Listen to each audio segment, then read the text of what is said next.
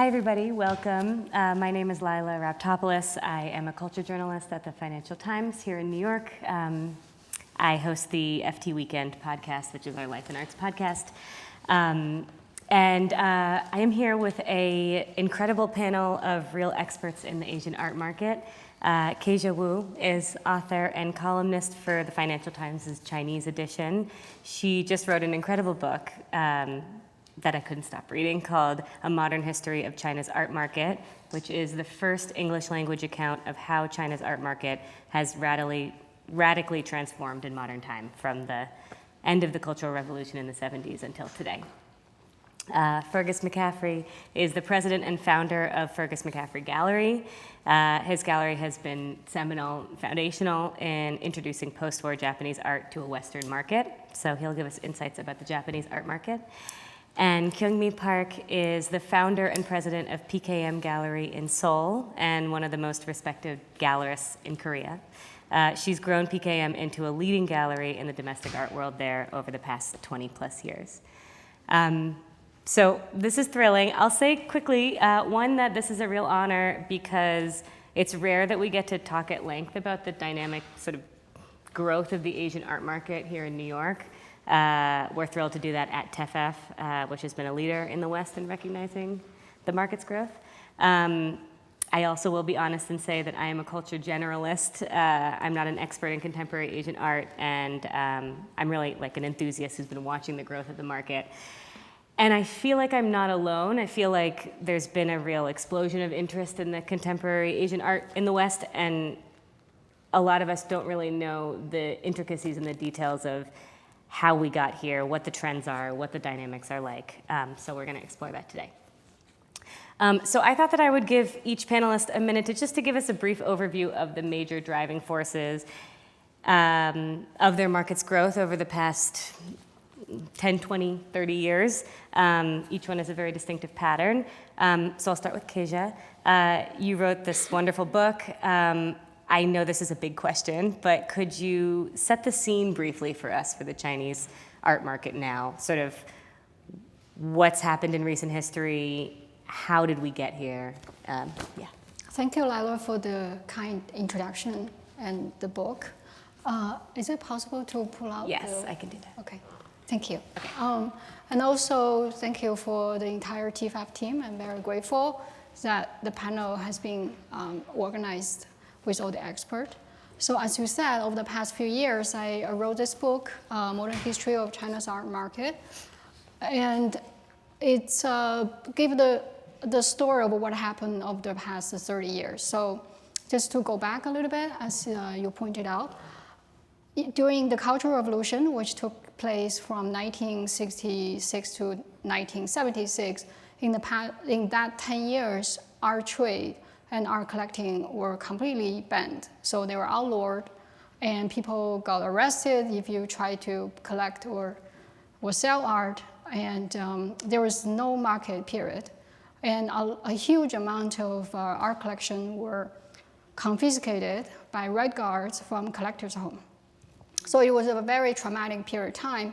And at the end of the 1970s to early 1980s, the Chinese government realized the mistake of Cultural Revolution, so they decided to correct the wrong policy and then made the decision to restitute those artworks confiscated. Actually, the whole restitution endeavor was led by the current Party General Secretary Xi Jinping's father, Xi Zhongxun. So the book started talking about that part of history. And then what happened was, due to the restitution process, a tremendous amount of artworks were returned to the household of different collectors. And at the time, because of the end of the Cultural Revolution, everybody was poor. Mm-hmm. So those people who went through the traumatic period of history, they didn't have any money, and they wanted to generate some income by selling the artworks restituted back to their household at the time to state-owned antiquity shops, who were the only authorized agent to be able to start gradually selling art. So to fast forward, what happened was in early 1990s, a couple of state-owned antiquity shops decided to set up auction business. And the first auction house in China in history was established in 1992. And the first auction was held in June in 1993.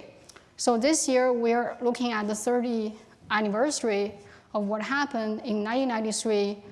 There was only one auction in China. The turnover was $1 million. And today, according to the numbers disclosed by Arnet in 2021, because we don't have the data of 2022 of this sector yet, there were 680 auction houses in the country, compared with what happened only 30 years ago, and then the annual turnover is about $6 billion. So this is quite a growth that we're looking at. So 1 million to 6 billion. Yeah. And I have to say, I was reading that story and saying it out loud to anyone who was sitting next to me, like, can you believe this? And this, and I, you know, it's worth keeping in mind here for all of these markets that there are two things to consider, right? There's like the buying power of the collectors in that country, and then there's the growth of the international market for the art coming out of that country. And can you tell me about the growth, when we talk about the growth of the Chinese art market, what are we talking about? It's not international collectors buying Chinese work, it's Chinese collectors. So to address your question, the two sides of the coin, one is about the art, Chinese art, which we're talking about including antiquities. For example, classical paintings done 300 years ago, or ceramics in Ming or Qing dynasty hundreds of years ago, or Chinese contemporary art that started to happen in 1970s.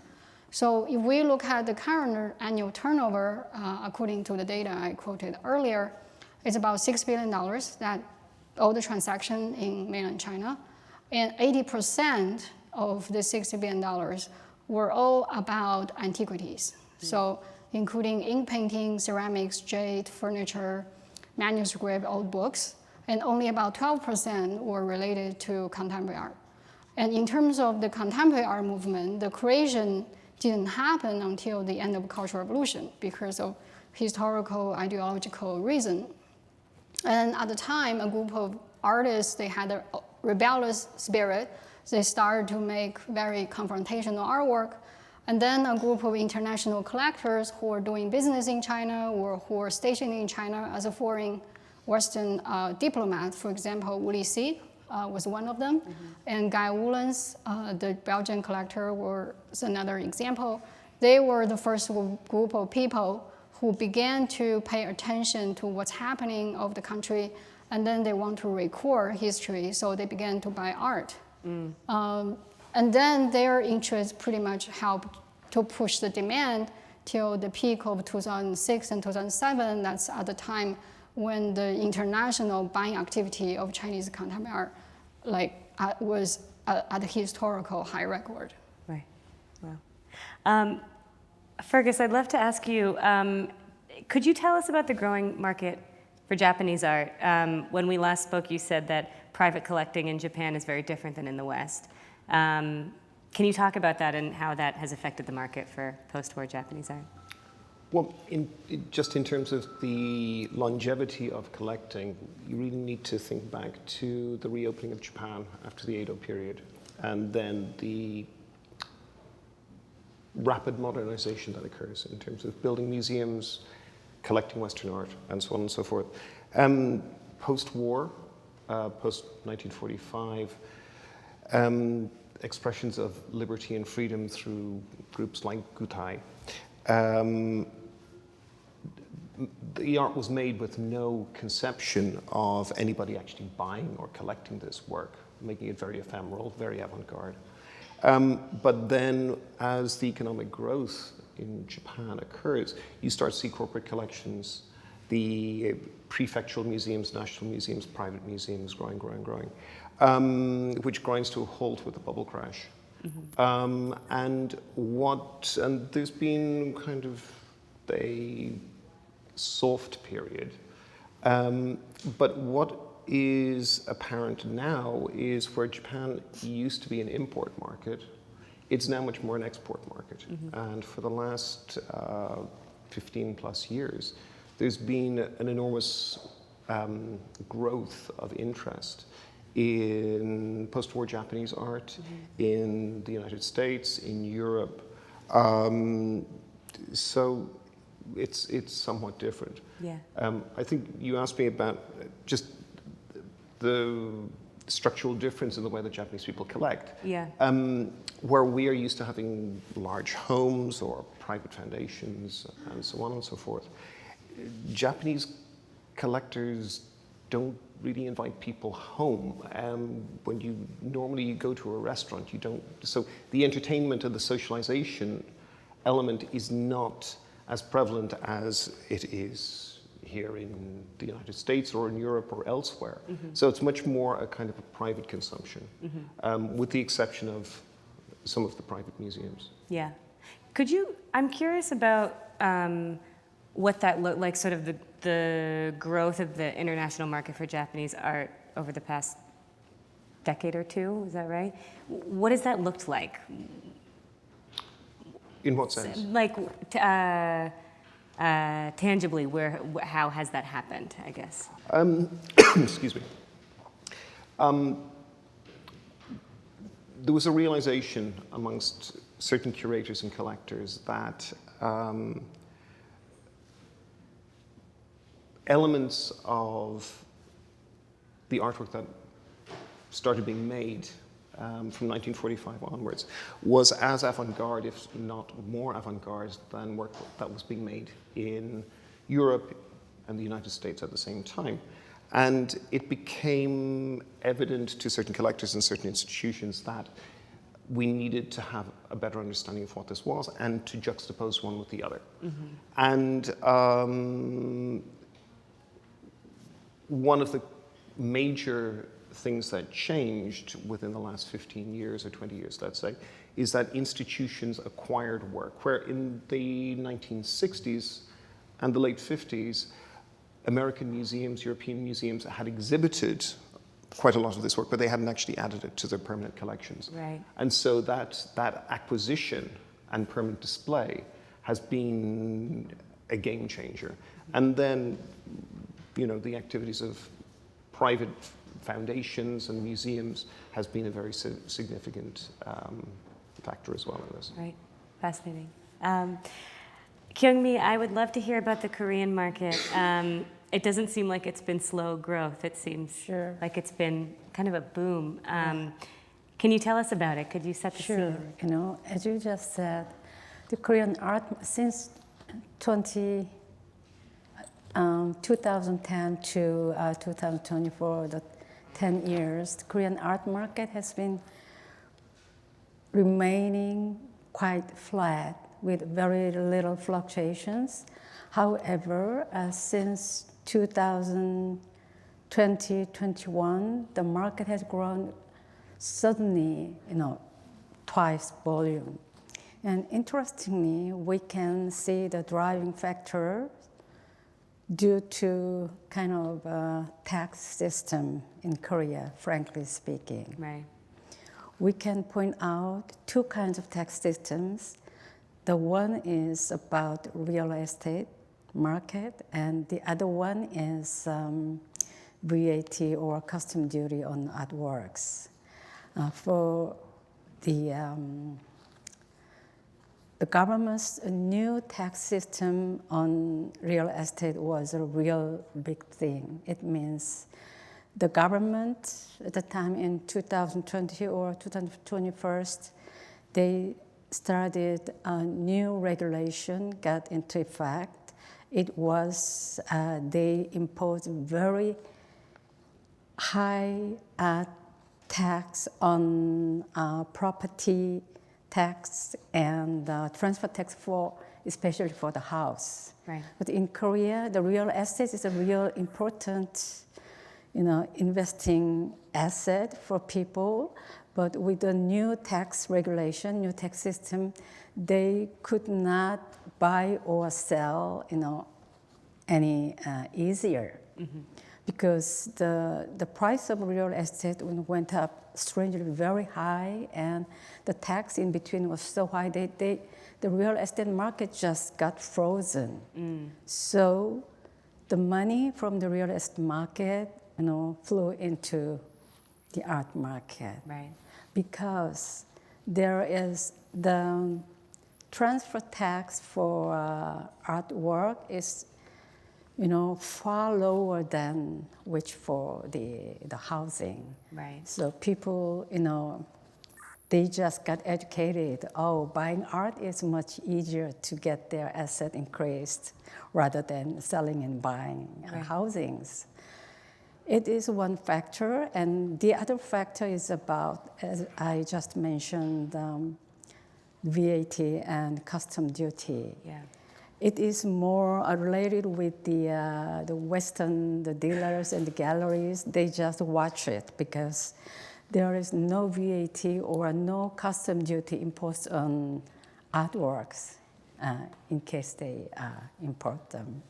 So it is a very easier market for Western galleries to do a transaction for artwork with Korean collectors. Mm-hmm. And at the same time, Korean collectors easily buy something from art fairs or auctions abroad and bring it to Korea without paying any tax. And that two kinds of tax system really got fire to the Korean markets booming. It's a very, wow. honest. Yeah. Thanks for telling us the real story. Mike, what does that look like tangibly? I mean, you mentioned to me before we got on stage that that there are a lot of Western galleries opening in Seoul. Yes. Yeah, can you tell me a little about what it looks like? Even before the COVID timing, it's like, go back to 7 or 8 years ago, even then, Korean collectors started buying a lot from, international art fairs like Art Basel, or especially Hong Kong Basel, and sometimes international auctions. But we didn't have any official statistics about it. Mm-hmm. We could already, realize the symptoms. But as I mentioned, with the new tax systems, and people got more and more educated about, global art market. So Koreans became more, how can I say, more positive to get things from abroad. It really, stimulated the Western, art galleries, watch the Korean market. So, for example, in the beginning, only a few foreign galleries opened a very small branch, like the Praotang or Paste Gallery has a very small size office in Korea, but in parallel with the timing of the new tax system, timing in 2021 or 2020, suddenly the foreign galleries rushed into Korea to open their branches right. more professionally. For example, Paste Gallery extended their spaces, and another galleries like the Roe Park or the Lehman Mopin, and many good galleries outside started to open their branch in Korea. I understand during the COVID time, the foreign galleries were suffering a little hard time outside, but Korea was totally different market, as I am reiterating, because of the tax issues. Yeah. Interesting. We have reached a very fun part of this segment, which is kind of interactive. I have asked each of my guests to introduce us to a few contemporary artists that they're excited about from China, Japan, and Korea, either that they represent or they think are making very exciting work. So you've each brought in a few pieces. I'm conscious of time, so we'll spend maybe a minute or two on each. It would be great for you just to briefly discuss what's exciting about the contemporary art coming out of your country of expertise now, and talk us through this art a little bit. We'll start here. Okay, with Kejia. So I would like to talk about two artworks created during the pandemic. the world has gone through a pretty traumatic few years, and especially China, due to the zero COVID policy, the country's border were shut down for 3 years, and now we have the ongoing Ukraine war, which completely transformed the geopolitics landscape. So before I start introducing, I want to read the quote by the Kenyan writer, Nanjala Nabola. Recently, she wrote an article in The Nation about the power of art in our society, which is way more influential compared with international politics. So she wrote a couple sentences here, which I think is very relevant to our discussion today. And art does what the field of international relations cannot. It gives purpose to struggle and reminds us that what it means to be human. The second sentence she said in the article was, art reminded me that beyond the politics that distinguish nation from nation is a universal desire to make art. So the two works, the picture you look at is a right angle. That is a still of a 16 minutes video on view at the Venice Biennial last year by the Hong Kong-based artist Zhong Bo, who was ranked by Artnet last year as one of the international biennial stars. So Artnet did this statistics of all the biennials and triennial happened in the past 5 years, and they calculate those artists who participate in those events with a higher frequency. So he was one of them. And to create this work in 2021, he worked together in the forest of Sweden with 5 Nordic dancers. And so Zhong Bo has been famous for his queer ecology-related art practice. About 4 of those dancers were queer dancers, and then what they did during the 2 weeks in the forest was to have very intimate sexual encounters with the trees, which are hundreds of years old. Wow. So he worked together with the dancer and designed the movement, and then he flipped the camera. So we see upside down, but actually that was a movement. So the work was extremely well received at Venice Biennial last year. And on surface, although we feel it's kind of a bizarre in terms of interspecies relationship, but fundamentally it goes down to this Taoist thinking that's a common Oriental philosophy shared between all the East Asian countries, including Japan and Korea. So according to Taoism belief, all living beings on Earth, they are naturally equal. Mm-hmm. So it's a very decentered human world. And then as a result, for us to really respect the Earth and respect all other living beings is for us to open our arms and have this open mind approach to develop very intimate interspecies relationship. And that is the salvation of our human species. And I think particularly during the pandemic, when we're all in the lockdown with isolation and despair, looking at the concrete buildings like city like New York, watching the video in Venice last year really gave a lot of viewers this kind of a transforming power back in nature and how we are developing a very intimate relationship with the trees and plants who are going to save us as a species. Wow. Thank you. Okay. The next was also created during the pandemic. This was pretty much one of the very few artworks I have seen by any Chinese contemporary artist who did something so politically savvy about what's going on in the world related to the war. So initially, the artist Li Songsong, who is based in Beijing and one of the most accomplished painter from China, he's represented by Pace Gallery.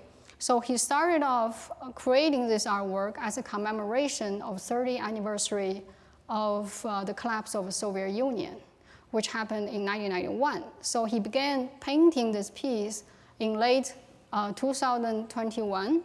And it took him a while to work on the canvas and on and off. When he completed it, it was April, toward the end of April 2022, when the Ukraine war already happened and was ongoing for about 2 months. So the canvas depicts the moment before the collapse of the Soviet Union when Yeltsin was challenging Gorbachev, and very soon the whole world geopolitics landscape was changed. And it's interesting when artists started off with one intention to commemorate that special year, and it was completely out of his imagination that the war took place, which just packages so much ideological conflict. And as we always say, for art, especially for contemporary art, the best way to look into the future is revisit the past. So this is what happened, and I find that particularly powerful and moving. Yeah, very. Okay, Fergus. Well, we spoke about the ephemeral nature of much of what was made during the 1950s and 60s in Japan because there was no market. Can I ask you to speak up a little bit? Sure. I don't know. So this is Natsuyuki Nakanishi performing on the Tokyo Metro on the Yamanote line in 1963.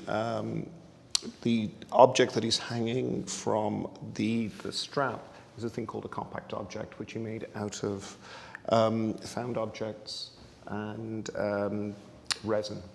And it was about breaking down the barriers between art and life. If you want to go. Yeah, great. Kazuo Shiraga famously started painting with his feet in 1954. And this is an image of Shiraga in the, let's say, early 60s, painting, swinging from a rope, which he used to balance, but also to create leverage so that you could move more oil paint than you could possibly ever do with a brush. And of course, the paintings are approximately 2 by 3 meters, 6 by 9 or 10 feet, created on the floor. Very avant-garde. Yeah, incredible. And then in terms of ephemerality, this is an installation called Mizu by Sadamasa Motonaga that you can see is at the Solomon Guggenheim Museum here in New York at the time of their Gutai show. And he created the first of these colored water sculptures in 1954 at an outdoor exhibition in Ashiya nearby Kobe. And of course, his practice involves painting, performance. Amazing. These are some of the Beautiful. Thank you. the masters. Kyung-mee. Oh, yeah. Well, actually, we did not bring Korean contemporary artists to TIFF this time because it's our first time participation. And I really wanted to showcase the Korean legacy, which was the root of contemporary art spirit nowadays. And actually, Yoo Young-guk, he is the master Korean abstract painter. However, he has never been exposed to Western market ever. So I think this time presentation at the TIFF might be the first exposure in New York art scene. Wow. Even though he is scheduled to do his first solo show at the Pace Gallery in New York this November. We're really excited about that project now. Well, Yoo Young-guk is widely known in Korea for his paintings capture the essence of Korean nature through intense colors and restrained forms. Even though he uses, of course, the palette of the Western colors, but when we see his paintings in person, we can see the Asian Korean spirit of the modest and golden mean, and which we can hardly see the other Western painters. Mm-hmm. So I think that is the real authentic point of the Yoo Young-guk's art. So that's why we brought his painting this time. Beautiful. Yeah. And Yeah, this is Yoon Hyung-gun. Actually, he's the leading figure of Korea Dansekwa movement in the 70s and the 90s. He really realized the Asian notion of intuitive beauty through the medium of Western painting. He only used two color palettes, which are the ultramarine blue and the umber. He mixed the two colors, which look like sometimes it's very dark brown, or sometimes it looks a little bluish. And the smearing effect of the paint that create an unpretentious and natural impression is compared to the techniques of the ink painting. So Yoon, comparing to the Yoo Young-gu, Yoon has been already very much, known to fairly many Western, art collectors and art peoples, because he recently had a very, very successful exhibition at the Palazzo Fortuny in Venice only 3-4 years ago, which was a traveling show from MMCA in Korea to there. So I'm very glad that I also can show his piece this time here. Beautiful. Which Is that? Oh yeah, one more. Okay. Yeah. Is there too many? No, that's great. This is Sasung-won. He is also the member of Korean avant-garde group, which they worked during late 60s and early 70s. As you already know, the Korean avant-garde show will happen in the Guggenheim this September. He's also included in the show. And he tried to capture the flowing time in a static in a surface, and he named it as a simultaneity. So through his art career for more than 50 years, his subject was always simultaneity. And this is his quite earlier piece, which is very sharp geometric. Now it shifted to more of the loosened, faced the figure. But so he also tried to capture that idea. Can I ask Kyung-mee, this may be a silly question, but there's been such an explosion of Western interest in Korean culture over the past few years. Just like so many kitchens have kimchi in it, just naturally. There's like an interest in drama and in TV and in music and in, K-pop, exactly. Yeah. I'm curious, it's just become such an exporter of culture globally. Yeah. I'm curious how that's affected the art market. It's a very good question, not silly at all. For example, just last month, we had guests from the US. They are all museum groups. One are from Whitney and one are from the Cleveland Art Museum. So they were a group of 15 people and 25 people. And they planned their trip this time very carefully, like staying more than a week or more than 10 days. And as well as they visited art scenes, but they really enjoyed the foods and the general cultures in Korea, and they seem to be very happy, and most of them, it was their first visit to Korea, but they all wanted to come back. And you mentioned K-pop, I'll tell you the very interesting story. I think the most famous K-pop group is BTS in the world now. And as you may know or not, the leader of the group is also a very good collector. And he's a very, very serious and sophisticated collector. And I had a chance to organize a trip of the museum group to visit his house to open his private collection, and it was a real, fantastic schedule. And funny thing is, they just had no idea what kind of collection a Korean K-pop idol member could have, but they were surprised to see his collections in person because, more than 80% of collections were focused on Korean, modern masters, and the other 20% were about Western art. And he really collected by his own eye and enthusiasm, and he explained very, very, with a great passion to everyone, and they were all impressed by his, manner and attitude. And when I, came to New York this time, I heard a very, interesting story. One of the members who visited his collection, she didn't know about the K-pop group at all, but she became a great fan of the group.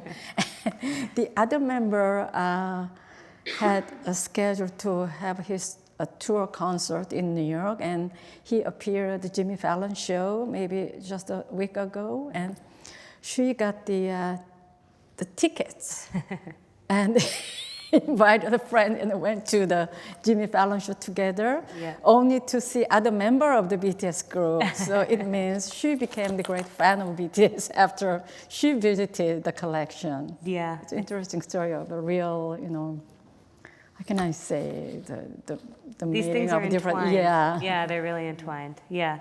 Interesting. I'm conscious of time because I want to open it up to questions soon, but I would love to know, well, one, it's so great to have the three of you together, and you're such experts in this. I'm curious if any questions have come up between you for each other. So because you talk about the very established artists, so I'm just curious. Well, More they were like not established 15 years ago. how about living artists who are relatively younger, and do you want to tell us more? It's not my area of specialty,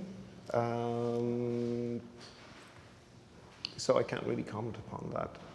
My interests tend to end kind of in the early 90s. What Japanese collectors you've been interacting with, what kind of a major? Well, I would say that there is a profound moment of freedom and exploration that occurs in the aftermath of the Second World War, which feeds through in all of these movements: Gutai, High Red Center, Monoha, Jiken Kobo.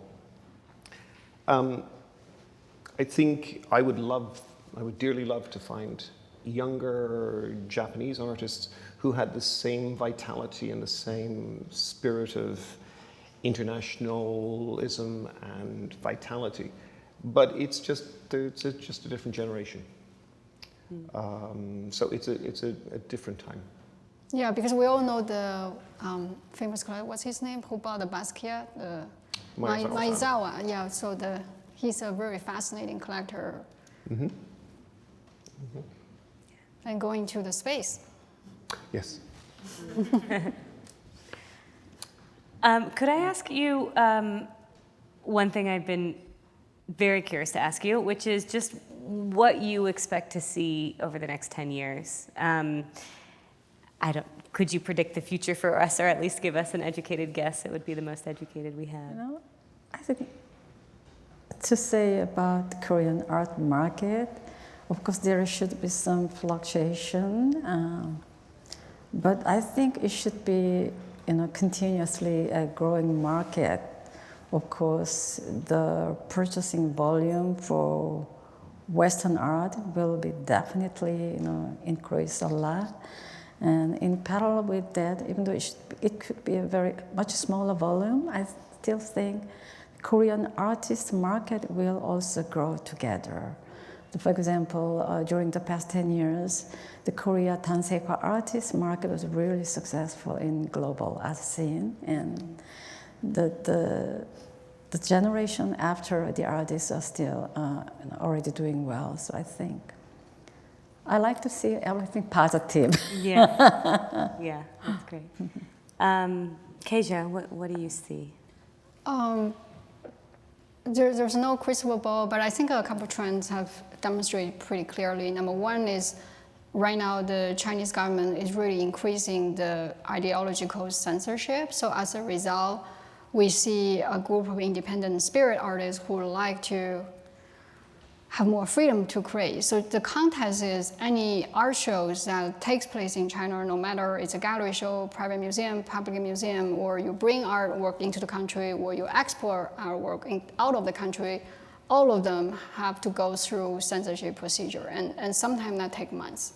So we have seen more and more artists are seeking separate studio where they can practice outside of China or try to migrate to a different country. That's definitely happening.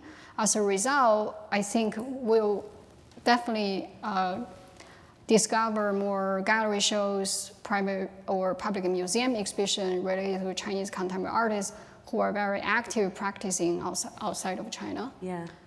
Because otherwise to ship artwork out of the country can take forever. Yeah. So that's number one trend. Number two trend is because of the 3-year lockdown, the economy really suffered. So some private museums will not be able to continue financially. And what happened is, as a result, some high quality artworks might be back in the market at a very reasonable price. And at the same time, a lot of private museum owners who tend to be first generation entrepreneurs who established their wealth in early 90s when the country opened up after the Cultural Revolution. So when those people decide to retire in the next decade, they're thinking about inheritance planning. So their children gonna step up and take the leadership in terms of managing those museums or developing the program, being in charge of collecting. So that will completely change the collecting landscape. I would say they will probably buy artworks created by artists of their own generation, or continue to buy modern and contemporary Western art. Yeah, and the art that you showed us was very political. Is that hard to make in China? I think it's very difficult because of a censorship environment. Yeah. So it's a very complex subject matter. We don't really have enough time to I know. dive into. Not a quick question in the 5 minutes we have. Yeah, I get it. Thank you, Fergus. I'm curious what you see. Well, I would say that this is China's century. And as 120 years ago, we saw American collectors coming to Europe. The Carnegies, the Isabella Stewart Gardner, Mellon family. The transfer of art from Europe to North America was incredibly significant, and you just look at the museums in the United States and you see that. And I suspect that the same thing is going to happen where there's a transfer from Europe and North America to mainland China, and that's going to happen very, very quickly. Yeah. Talking about censorship, I think there's almost a leveling of the location that one might choose to establish or to operate from. Hong Kong has undergone a tremendous transformation before COVID, during the pandemic, and the question of censorship is becoming more and more prevalent. So then, do you go to Seoul? Do you go to Singapore? Do you go to Tokyo? Do you go to Kyoto, which is some Western galleries are opening there?